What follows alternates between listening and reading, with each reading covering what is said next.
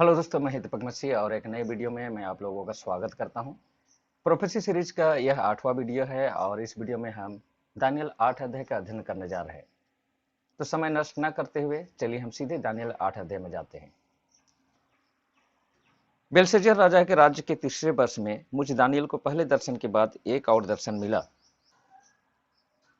दोस्तों, जब दानियल 7 अध्याय का दर्शन देख रहा था तो वह बेलशस्सर राजा का पहला साल था, और जब यहाँ पर 8 अध्याय का दर्शन देख रहा है तो वह तीसरा साल है।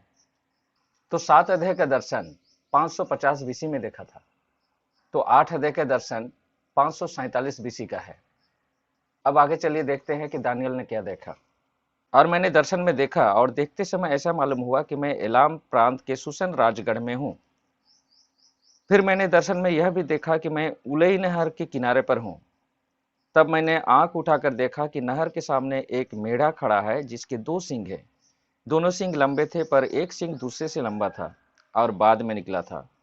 मैंने उस मेढ़े को देखा कि वह पश्चिम, उत्तर और दक्षिण की ओर सींग मार रहा है।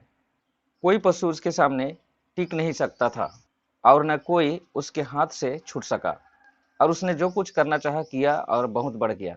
जब मैं विचार कर रहा था तो देखो, पश्चिम से एक बकरा पृथ्वी के धरातल के ऊपर से चला आ रहा है, परंतु उसके पैर भूमि पर नहीं पड़ रहे हैं।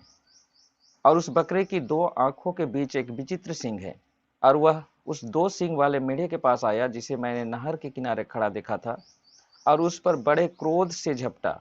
और मैंने देखा कि वह मेढ़े के पास पहुंचकर झुंझलाया और उसने टक्कर मारकर उसके दोनों सींग तोड़ डाले, और उसका सामना करने के लिए मेढ़े में कोई शक्ति न रही। अतः बकरे ने उसे भूमि पर गिरा दिया और उसे रौंद डाला, और मेढ़े को उसके हाथ से कोई बचा न सका। तब वह बकरा अत्यधिक बढ़ गया, परंतु जब वह पराक्रमी हुआ तभी उसका बड़ा सींग तोड़ डाला गया, और उसके स्थान पर 4 विचित्र सींग आकाश की चारों दिशाओं की ओर बढ़ने लगे। दोस्तों, हम लोग अच्छी तरह से जानते हैं कि प्रोफेसी की पुस्तक सिंबॉलिक लैंग्वेज में लिखा हुआ है, और यहाँ पर जितने भी चिन्ह होते हैं वे उसके लिटरल मीनिंग नहीं है, लेकिन उसका लिटरल मीनिंग इसी बाइबल में पाया जाता है। इस दर्शन का एक्सप्लेनेशन इसी दानियल 8 अध्याय का 15 पद से मिलता है, जहां पर लिखा है,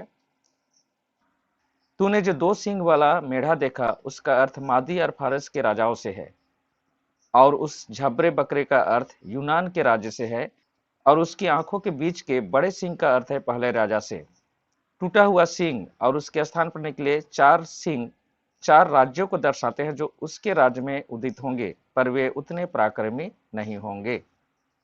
तो दोस्तों, चैप्टर 2 में वर्ल्ड हिस्ट्री का आउटलाइन हम पाते हैं। चैप्टर 7 में उसी वर्ल्ड हिस्ट्री का डिटेल इंफॉर्मेशन ऐड किया जाता है, और चैप्टर 8 उसी वर्ल्ड हिस्ट्री का ही हिस्सा है। दोस्तों, इसमें कोई नई चीज नहीं है, लेकिन इंफॉर्मेशन 1 बाय 1 ऐड किया जा रहा है। चैप्टर 7 में हम उन 4 जंतुओं का 4 राज्य कौन कौन है उसे हम लोगों ने आइडेंटिफाई किया, लेकिन वहां पर नाम नहीं दिया गया था, लेकिन यहाँ पर नाम मेंशन कर दिया गया है। यहाँ पर बेबीलोन का राज का जिक्र नहीं किया गया है। वह इसलिए नहीं किया गया है दोस्तों कि ये बेबीलोन का राज्य का अंतिम समय था। जब दानियल यह दर्शन देखता है तो 547 बीसी का है, और 539 बीसी में बेबीलोन का साम्राज्य समाप्त हो जाता है। यहाँ पर बेबीलोन के बाद के राज्य के बारे में दिया गया है, और हम लोग यहाँ पर क्या पाते हैं कि वह मेढ़ा मादे और फारस का राज्य को दिखाता है। वह 3 दिशा में सींग मार रहा था, पश्चिम, उत्तर और दक्षिण में। जिसका मतलब क्लियर हो जाता है कि वह 3 एरिया है जिसे मादे और फारस ने जीता था, मिस्र, बेबीलोन और लुदिया। और इस मादे और फारस के साम्राज्य को मिट्टी में मिलाने वाला यूनान का राज यानी ग्रीस का राज है दोस्तों। और यहाँ पर जो बकरे के 2 आंखों के बीच में जो बड़ा लंबा सींग था, वह अलेक्जेंडर द ग्रेट को दिखाता है। जब अलेक्जेंडर पूरी दुनिया को जीतता है और 32 साल की उम्र में बेबीलोन में उसका मृत्यु हो जाता है। उसकी मृत्यु के बाद उसके जनरल उसके राज्य को लेने के लिए लड़ पड़ते हैं, और उन्हीं में से 4 जनरल थे जो सक्सेस होते हैं। और ये विचित्र 4 सिंह उन्हीं 4 जनरलों को दिखाता है, जिनके नाम थे कैसेंडर, लाइसिमिकस, टोलोमी और सेलुकस। दोस्तों, हम जिस परमेश्वर की आराधना करते हैं वह सामर्थी परमेश्वर है। बड़े बड़े राजाओं को वो सिंहासन पर बैठाता है और वही पूरे दुनिया का कंट्रोलर है। तो आज के वीडियो में यहीं पर समाप्त करता हूं, मिलता हूं अगले वीडियो में। तब तक परमेश्वर के आशीषों का आनंद उठाइए। परमेश्वर आप लोगों के साथ हो। धन्यवाद।